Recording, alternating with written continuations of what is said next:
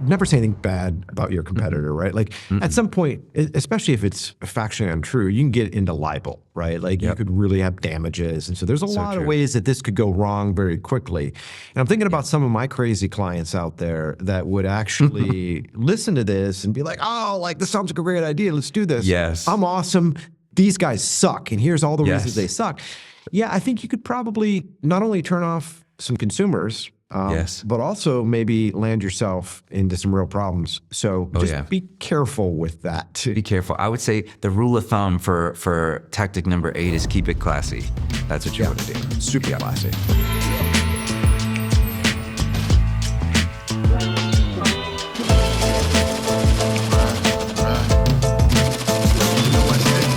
All right, Matt, we are back this week on the marketing mindset. And this week you had something interesting. I saw the title. It was something about short-circuiting your competitors. And you've interested me and intrigued me.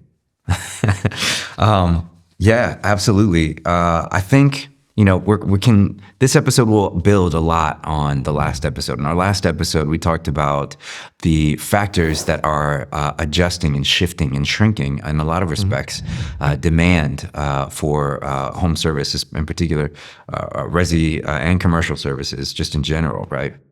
We talked about at the very end how important it is to understand that these things are happening, but to keep marketing through these times so that your company can grow and offset these changing economic conditions, right? Yeah. And by virtue of doing that, you are adjusting your tactics to of your digital marketing strategy in the current economic time that you're in.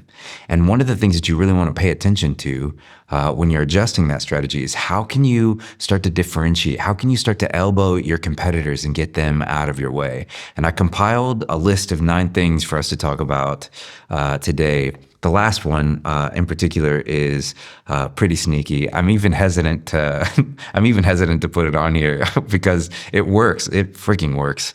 I just don't know if I would necessarily recommend it, but I'm going to put it out there anyway and let the people decide. Save the best for last. Okay. The best for last. Well, how do you want to kick this off? What's your first tactic here? Crank them out. The first one's easy because we've talked about it a lot here, but I still talk to new businesses that are coming on board all the time. People talk about the clients that are talking to us to help them out. They still can't make the distinction between for search engines, for paid search and for organic search, right? And so when you talk to them about creating like hyperlocal SEO on their site, on their Google business profile, linking those things up, all the stuff that we've talked about in previous episodes, Dylan, throw a link in there for everybody so we don't have to rehash all that. But when people don't understand what the impacts are going to be from Google in 2025. Artificial intelligence has absolutely changed the face of Google, right? This year, right? The last quarter of this year, like recently, right? Not even 4 months ago, okay? And it is already having big impacts on visibility for consumers. So the first way that you can really start to elbow out your competitors is there are plenty of people, like the people I talk to all the time, that don't even understand what hyperlocal SEO is, right?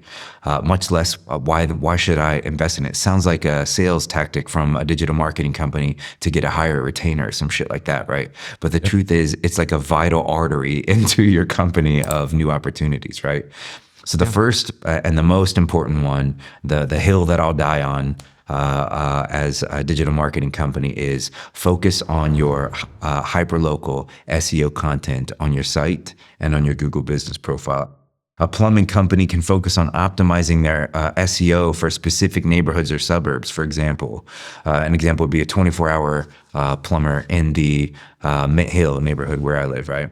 Ensuring that residents in that area search for plumbing services. Your business is the first that they see because you have created hyperlocal content that is pushed by a hyperlocal promotion that they see, and they think, oh, this guy's right up the street, I'm going to hit them up, right? And that's one way you start to eke out your competitors. You've done the work, right? Your digital marketing company has done the work to get that kind of content prepared on your site, on your business profile, and in your AdWords. The next one, I mean, you know this from our experience when you sold our company. The next one is providing superior customer service, right? Superior customer service. You can't find customer services, not in this market. You couldn't find it like ours anywhere else, right?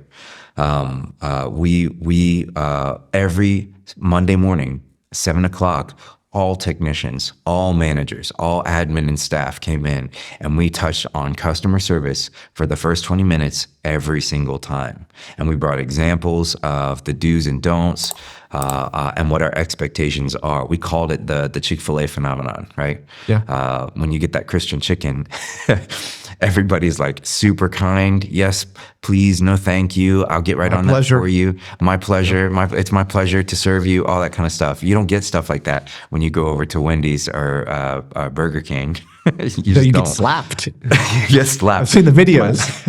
My son calls Burger King foot lettuce. I'm like, what does that mean? Yeah. He goes, it's on TikTok. I'm like, ew, gross. So prioritizing incredible customer service is the second way that you kind of eke out your competitors. Just because you have a dense market was one of the things that we talked about in the episode or in our last episode. Just because you have an incredible amount of competition around you doesn't mean that their customer service is good, right? Yeah. And so you can really start to pull yourself away from the pack by making a premium of customer service from an operational perspective inside your business. I will say with regard to Killingsworth, you guys were very, very focused on that. I don't know a lot, there are other companies that do have those weekly meetings that really focus on customer service, but you guys definitely pounded it in everyone's head over and over and over. And you almost had a lexicon as to how you were going to speak with the customer in a lot of the same ways that like the Ritz-Carlton does and Chick-fil-A. And so I do think folks out there listening to this should think about how is it as a company do we interact with the customer? Is there kind of a consistent way of doing things? Do we use a certain kind of dictionary or lexicon? Is it, my pleasure, or is it, dog, like whatever you need, chop, chop, chop, like how is it that we're going to communicate with the customers? And I do think people could spend some time thinking about like, here's how we respond this way, here's how we respond that way, here's how we answer the phone, here's how we say goodbye, here's all of those sorts of things can be documented and discussed. And then on a weekly or, multiple times a week, managers can go over it with their team members and make sure it doesn't take long before everyone's actually using that. And it's a very consistent, friendly message across all employees. So I think that's a great point you raised. It's huge, but then, and even from like an application, like for some of the people that are listening to us, one of the things that we did at Killingsworth, which I just thought that I don't know what I thought we were doing. I really didn't have a point of reference outside of our little ecosystem that we were in. But we wrote handwritten thank you cards. We had our logo printed on these cards, and we wrote handwritten thank you cards and sent them out to clients that were coming on board with us. And when you get to 35,000 recurring customers, that can seem like daunting, but you're not doing it every time. You're doing it at the inauguration of each new service, right? Also, one of my clients that I work with right now, I love this, right? They put these little stopping by to say hi. That there's no advertising, no promotion, no any of that that stuff on these door hangers, right? They print off these really beautiful, simple door hangers, and all it says is stopping by to say hi. The technician signed his name on there. The company logo is at the bottom. And if they're going to my neighborhood, but there's 3 other homes that are in the neighborhood, the app that we built out for them kind of lets you know if there's somebody else in this neighborhood. The technician's just swinging by and dropping the door hangers on these houses just to say hello and to refamiliarize the consumer with the name, because everybody takes advantage of trying to give good customer service in the time that the service is actually active. The key is trying to capitalize on moments where there's nothing going on. There's no expectation or exchange of information or finances or services necessary to get this relationship going. You're literally just stopping by to say hi. One of my favorite stories at Killingsworth was Kelly Poplin, planting flowers for an old lady who just couldn't get around to it, right? Stuff like that, like taking a minute, 15 minutes to do something like that whenever you can, goes a long way, and it keeps people with you. Our retention numbers at Killingsworth are stupid. Yeah. All right. So what's number 3 on the old list, Matt? So number 3 that I put on the list is service guarantee, right? Offering service guarantees can set you apart and reduce perceived risks to the consumer, right? A perceived risk, it may not be actually something that the consumer is even going to have to deal with, right? A perceived risk just is acknowledging that the consumer is thinking like this, and I can offer this guarantee with very minimal impact from my company's perspective to offset that risk, right? Yep. A clear, no question asked satisfaction guarantee shows confidence in your services and reassures your consumers that they're making a safe choice with your company. I wrote down an example. A pest control company can offer a 90-day pest-free guarantee where pests return within this 3 months, the company will come out with for follow-up treatments, right? One of the bigger pest control clients that we work with offers a pest-free guarantee like year-round, right? Yeah. And that has differentiated them in their particular market because nobody's saying that. That doesn't necessarily mean that their application is going to work efficiently. And I'm sure that there are implications of that on their reservices, their reservice numbers, right? But you can offset that in a lot of different kind of ways. But they offer a pest-free guarantee year-round. And inside of their market and what we see that people inside of their markets are offering to get new consumers on board, I don't see anything like it. And I think that's one of the bigger factors that's driving some of the success that they're seeing. I think this is huge. I tend to see it. So from my vantage point, doing this for 20 some odd years, selling a lot of companies across the spectrum, companies that have very explicit, very meaty guarantees, they're shifting the risk from the consumer to the company. To themselves. So number one, they're able to differentiate themselves from their competitors. And they go all in on these massive guarantees. The other thing is they establish a culture where, if you're guaranteeing a lot of things, your people have to be very good at what they're doing.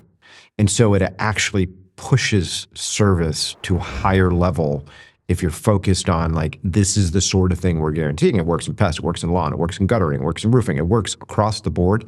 So it's something I always encourage every company to really think about. How do we want to go all in on guarantees? And the standard pushback is hey, if I guarantee all of this, I'm going to lose money because it's impossible to keep something pest free, or I can't make that roof last this long, or I can't, there's all these sorts of arguments that business owners come up with. But I would encourage everyone to actually try this, go all in on it, and look at the difference between how much new business you actually get because you're the company that really stands behind what it does versus your competitors, and then take a look at that versus actual retreatments or fixing or whatever else you have to do. I would argue that you are in a phenomenally better place having these sorts of guarantees. So that's a great point. 100%. The next one that I had, number 4, that I jotted down was focusing on niche services, right? Stuff that's a little bit off of the beaten path. And even if it's not going to be the focus of your entire service repertoire, pushing a niche service out there and starting to build a brand and a name around that. One of the examples that I wrote for a niche services cleaning companies, but I can think of them in a lot of different respects. But if you are a cleaning company that has a special niche of post-construction cleaning, right? You've got something that you can market and get out there, and you have a clear path of where you're trying to take this business and grow this business. The message of your marketing, what it needs to be, right? Same thing is true though for the Goins. We haven't talked about them in a minute. They have a niche in fumigation, massive tent fumigation. That's not something that we ever did. At Killingsworth, we've avoided that at all costs. But they're the go-to in their area for these massive fumigation jobs for entire commercial buildings that they wrap in these big tents to take care of these big crazy problems. They don't cook meth inside there, do they? I don't think so. But you never know these days. But they're out in California, right? Is that right? Yep.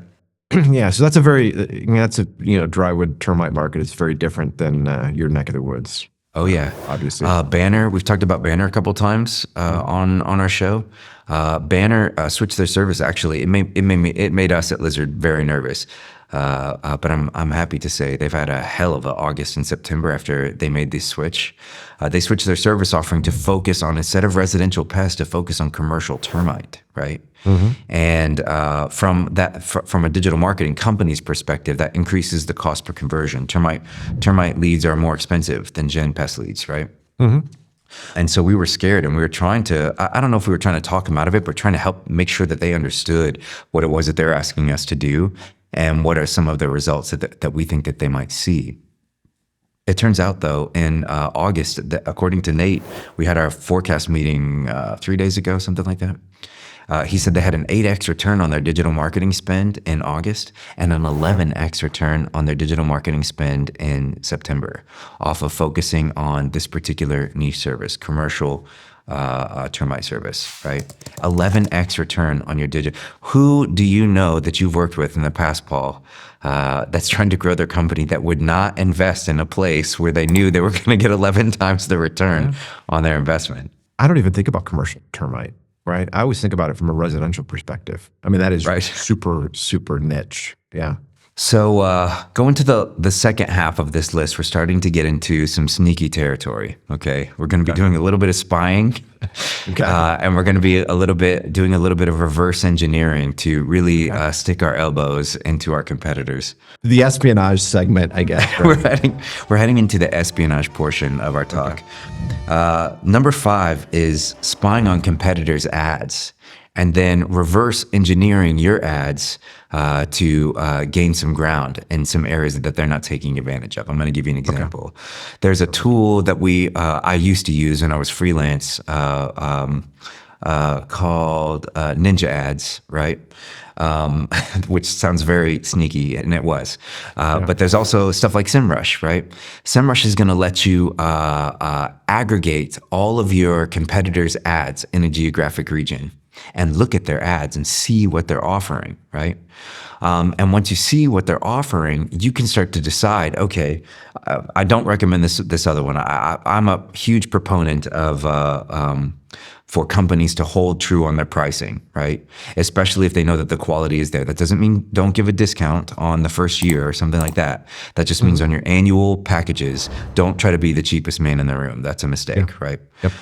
But you might see a hole in their services they're providing in terms of their service offering on their promotions that you can fill. For example, you can include a free follow-up treatment. You can craft a similar ad, right? And a promotion that you're comfortable with. And then you can add plus free follow-up treatment, right? And then from the consumer's mindset, when they see your ad versus the competitors, they see, I'm going to get more bang for my buck here. I'm going to go with these guys, right? Number 5 is all about looking at what your competitors are doing, not obsessing about it, and not making whole business strategies based on what your competitors are doing, because a lot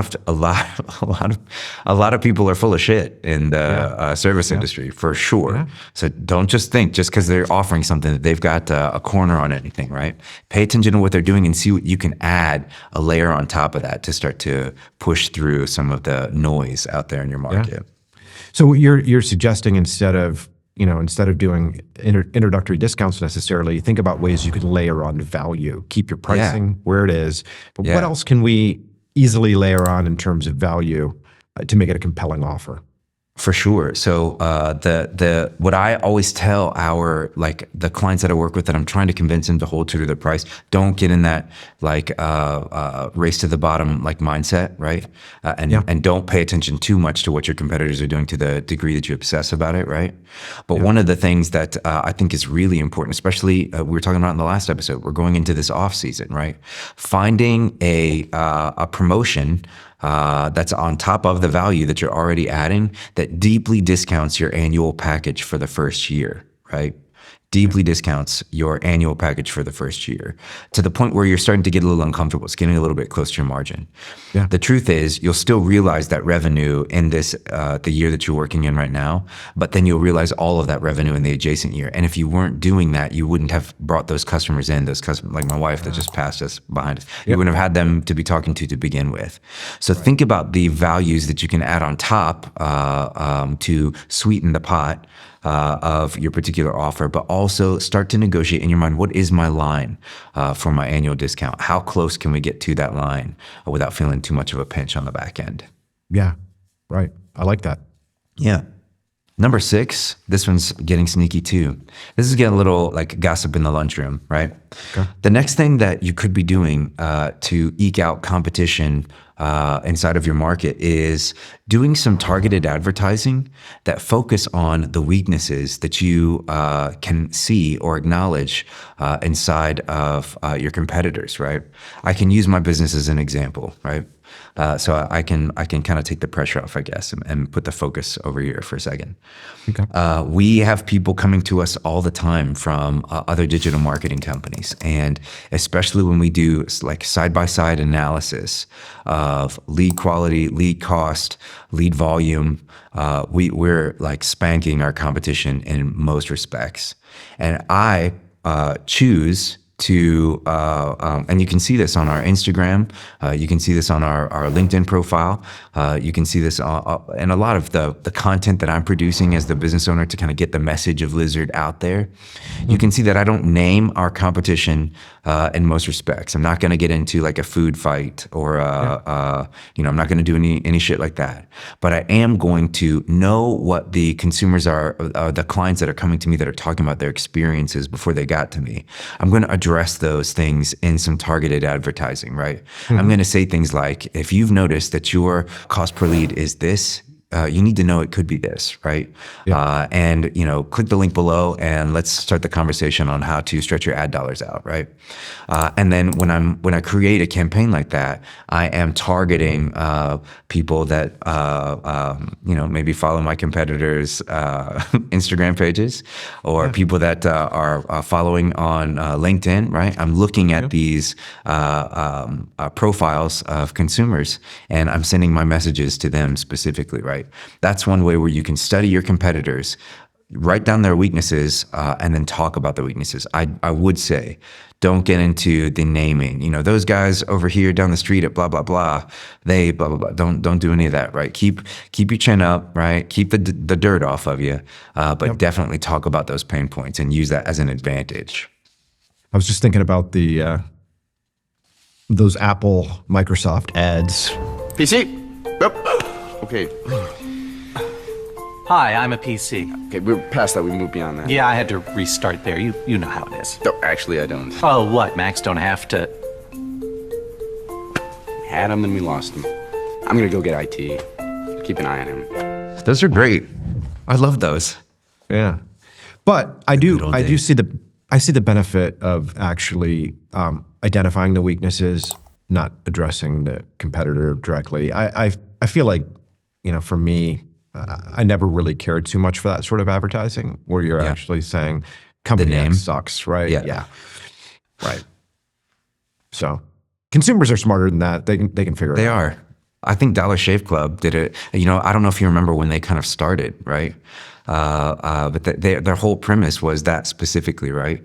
Men, we all need razors and we all need to whatever, right? They created this whole business model on the Dollar Shave Club. This guy was like on a forklift riding through the factory where his razors are being produced, right? And he's basically just trashing, like outright trashing all of his competitors and the pain points that we feel. And do you think your razor needs a vibrating handle, a flashlight, a back scratcher, and 10 blades? Your handsome-ass grandfather had 1 blade and polio. He's addressing these things head on in this hilarious video, and it like blew their company up like out the gate. I don't think there's very few companies that grow that fast, right? You can definitely use that tactic to get in front of your competition. It's crazy important. I've never seen that video. I'm gonna have to watch it. It's freaking hilarious. Good. See it. Number 7. As we get to the sneakiest of all of them is one of my favorite, and it's making sure that you're dominating local directories and reviews. One of the things that we do as a digital marketing company is we align all local directories. I think it's over 100 directories per market that we work in for the clients that we work for, right? And what that means is we're going to use Paul's Resi service in the PR, right? You're working with Lizard, and Lizard is going to be getting your information updated in these directories. That's a huge undertaking. That's a lot of logging in, a lot of petitioning changes. There's so many places out there where your business information is stored to be used by consumers, not just Google, right? Yeah. Not just Angie's List or Yelp, right? There's hundreds of directories. And so what we do is we use some tools to bring all of those directories into one place, and we kind of streamline the process. Here is all of Paul's information. It's articulate and it's exact. And from this one dashboard where we're plopping in all this information, it is exporting that information to be congruent in over 100 directories around that are servicing your business in that market. So that is huge, right? If you're not practicing that as a business, that is a great way to get out in front of your competition, because from a search engine's perspective, when your information about your business is incongruent, you're penalized for it in terms of how willing the search engine is to offer your content up to the user. So that's the first step. But then the second step is you really need to be using, we help partners with this, but there are much more efficient tools out there. We've talked about it a lot. Podium is great, right? There are a lot of tools out there that can help you get reviews in multiple places, and don't hedge all of your bets in Google, right? The building up reviews really does need to be like all encompassing. Every place where you can put a review is where you should offer to the consumer, in particular campaigns, to get those reviews, because social proofing is one of the chief mechanisms that you can take advantage of to shore up a consumer that was on the fence about whether or not they wanted to go with your business, right? It's just giving them the perspective. Hey, they've got a really high review on all of these directories that are out there in the world. So these guys have got to be the real deal. So I'm going to, especially in these tough economic times, I'm going to go with them. All right. So the eighth kind of tactic that I put on here is creating some pages on your website that specifically address those pain points that we talked about earlier. And this would be maybe the place, if you were this kind of business owner, to list some of your competitors that you're pitting yourself up against, right? And then adjusting the alt text and the meta text on this particular landing page that you've set up to target people who are searching for your competitors. That's sneaky as shit, man. But you can definitely use SEO to that advantage. One of the things that I put on here is setting up a page on your website that directly compares your business to your competitors, using SEO to target competitors' names or versus searches, right? There's a whole like reservoir of the searches that people are going through to find your service industry that are this company versus this company. There's like this big long list of keywords where consumers are pitting, seeing what kind of information they can find out before they make their buying decision, right? So you align your SEO to target these kinds of searches specifically.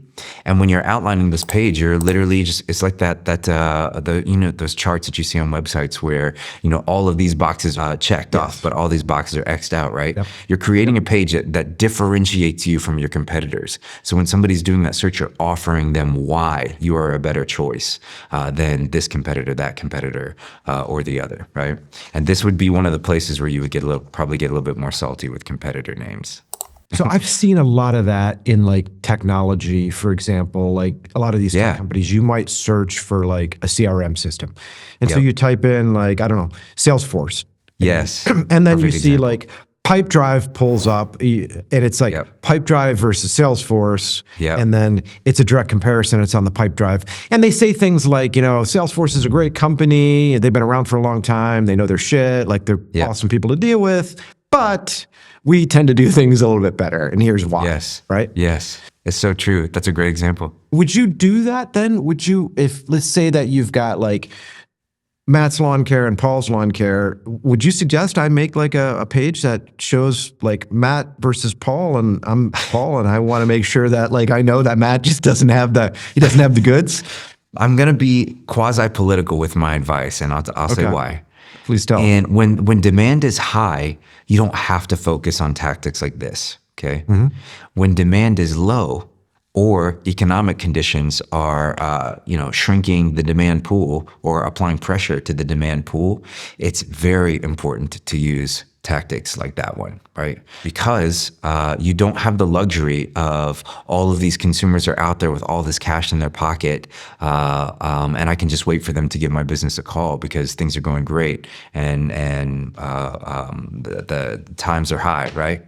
When demand is low is a great opportunity to create pages like this that specifically differentiate you from your competitors, because demand for services in the service industry is never really going to go away unless I have no idea what kind of conditions could happen where it would go away. So demand's always going to be present. But when it shrinks, using this tactic is going to take advantage of people that are already on the fence about who they want to do business with, because they're definitely still out there. Well, I think we should probably provide a disclaimer here at this point in the show, where if you do something like that, first off, you're kicking the hornet's nest. Yeah, I mean, like, never say anything bad about your competitor, right? Like, at some point, especially if it's factually untrue, you can get into libel, right? Like, you could really have damages. And so there's a lot of ways that this could go wrong very quickly. And I'm thinking about some of my crazy clients out there that would actually listen to this and be like, oh, like, this sounds like a great idea. Let's do this. Yes. I'm awesome. These guys suck. And here's all the reasons they suck. Yeah, I think you could probably not only turn off some consumers, but also maybe land yourself into some real problems. So just be careful with that. Be careful. I would say the rule of thumb for tactic number 8 is keep it classy. That's what you want to do. Super classy. Yeah. Super classy. Yeah. Don't get dirt on yourself, right? Keep your chin up. The last one, and this is the one that really does impact what's going on with your inside sales team, right? How many, the volume of leads that they're getting, right? And that is bidding on competitors' brand names in Google Ads, okay? So I'll say from Lizard's perspective, we normally play defense with our keywords of our competitors, right? And this is how we do that. I'm picking up Paul's Resi Services and PR. I have I've done my research. These are all the competitors that provide services like his in his geographic region. And I'm going to make a list of those on a Google Sheet. And I'm going to load that Google Sheet into my negative keywords, right? This is defense, right? And when I do that, what that means is when someone is searching for a competitor of Paul's, they don't get served one of Paul's ads, right? This is important for some of the clients that we work with that have a little tighter budget, right? You want to play defense with your AdWords when your budget is tight. You've got to make all these dollars stretch, and so you don't want to throw any of it away, right? On the flip side, on the exact opposite side of this, you can take that exact Google Sheet and you can load it into your keywords, not your negative keywords, but your keywords. And what that's going to tell Google is anytime someone is searching for X competitor for this home service business in the PR, right? Paul's ad is going to pop up, right? When you do this tactic, you're doing this tactic when you've got cash to spend, right? Because you're going to get, it is inevitable that you will get some clients or potential clients that call in thinking that they have called your competitor. So like they're searching for Terminix Puerto Rico and I've got Pulse Pest shooting up there. Yeah. They're going to click on that thinking like, I'm calling Terminix because I just clicked on the top link or whatever, right? Yeah. When Paul's got the cash and Paul wants to go on the offense with his competitors' brand names, not defense, right? Defense for not a lot of cash, offense for Paul's got some cash, right? You want to make sure that the offer that you are attaching to these ads differentiates you from the competitor in a noticeable way, okay? It needs to be a good discount. It needs to be great value ad. You need to restructure how the ad even appears when you can to make sure that you are clearly demarcating yourself from your competitors, okay? This is a way where Paul could say, terminix is going to charge you X, but we will charge you Y, and we will add this to your service package, right? And then the consumer is thinking, wow, why am I not doing business with Paul, right? But I think in an earlier on episode, you made the distinction between doing that, it was better for most companies to use the negative keywords because more times than not, when somebody is specifically seeking a competitor, they might already be getting service and they're just looking for the phone number. Like, hey, I got a call because I got service scheduled tomorrow. Like, they get into Google on their phone, they type in the competitor's name, and so it's probably a relatively low priority sale for you, right? Yeah. Your conversions of that is going to be very low. And why you had suggested using the negative keywords is you're going to save yourself a lot of money because those are very low probability situations, which I guess is why you're saying, if you do have the cash to burn, you can pick up business there, but it's going to be expensive. Yes. And but ultimately it's worth it from a digital marketing perspective because you will always realize that revenue in the first year, right? You can't get cheaper leads than what digital marketing is able to produce for you, right? Yeah. But to kind of just add one little kind of amendment on this as well, as a tactic to kind of shove your elbow into the sides of your competitors is you need to also be bidding on your own keyword, your own brand name, okay? And thinking about, do I put my brand name inside of the negative keywords or the keywords? You put your brand name inside of the keywords. And this is why you do that. When your digital marketing company is doing that for you, it's driving up the cost for your competitors who are bidding on your keywords, okay? Because Google identifies, hey, this is their brand name, this is the keyword, they are 100% alike, so this belongs to this company. So these other companies that are bidding on Paul's resi service in the PR, their cost per conversion is going to go up, right? It's incremental, but it goes up. And the more that you do that particular tactic, the higher that price is going to climb. And eventually, your competitor, if they're smart and they got a good digital marketing company, they're seeing that they're wasting some spend here, and they're going to stop bidding on your keywords. Okay, so that is the sneakiest tactic. I normally, when times are high, I am telling people all the time, put your competitors in your negative keywords and stretch those ad dollars out. Yeah.